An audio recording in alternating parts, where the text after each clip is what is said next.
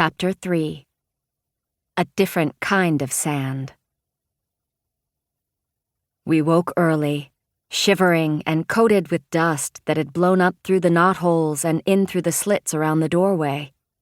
During the night, Mama had unpacked all our clothes and heaped them on our beds for warmth. Now our cubicle looked as if a great laundry bag had exploded and then been sprayed with fine dust. A skin of sand covered the floor. I looked over Mama's shoulder at Kyo on top of his fat mattress, buried under jeans and overcoats and sweaters. His eyebrows were gray, and he was starting to giggle. He was looking at me, at my gray eyebrows and coated hair, and pretty soon we were both giggling. I looked at Mama's face to see if she thought Kyo was funny.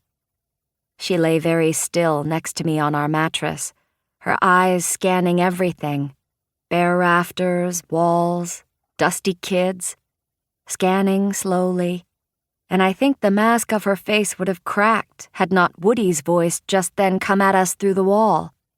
He was rapping on the planks as if testing to see if they were hollow. "Hey!" he yelled. "You guys fall into the same flour barrel as us?"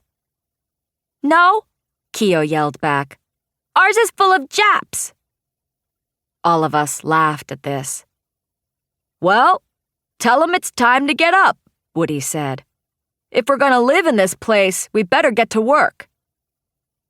He gave us 10 minutes to dress. Then he came in carrying a broom, a hammer, and a sack full of tin can lids he had scrounged somewhere.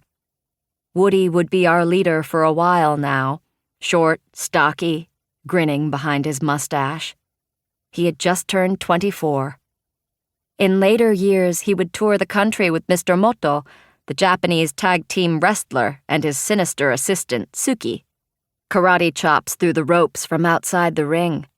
A chunky leg reaching from under his kimono to trip up Mr. Moto's foe. In the ring, Woody's smile looked sly and crafty. He hammed it up. Offstage, it was whimsical, as if some joke were bursting to be told. "Hey, Brother Ray, Kyo," he said. "You see these tin can lids?" Yeah, the boys said drowsily, as if going back to sleep. They were both young versions of Woody. "You see all them knotholes in the floor and in the walls?" They looked around. You could see about a dozen. Woody said, "You get those covered up before breakfast time. Any more sand comes in here through one of them knotholes, you have to eat it off the floor with ketchup." "What about sand that comes in through the cracks?" Kyo said. Woody stood up very straight, which in itself was funny since he was only about 5'6". "Don't worry about the cracks," he said.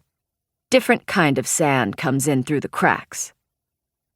He put his hands on his hips and gave Kyo a sternly comic look, squinting at him through one eye the way Papa would when he was asserting his authority. Woody mimicked Papa's voice. "And I can tell the difference, so be careful." The boys laughed and went to work nailing down lids. May started to sweep out the sand. I was helping Mama fold the clothes we'd used for cover when Woody came over and put his arms around her shoulder. He was short, she was even shorter, under 5 feet. He said softly, "You okay, Mama?" She didn't look at him. She just kept folding clothes and said, "Can we get the cracks covered too, Woody?" Outside, the sky was clear, but icy gusts of wind were buffeting our barracks every few minutes, sending fresh dust puffs up through the floorboards.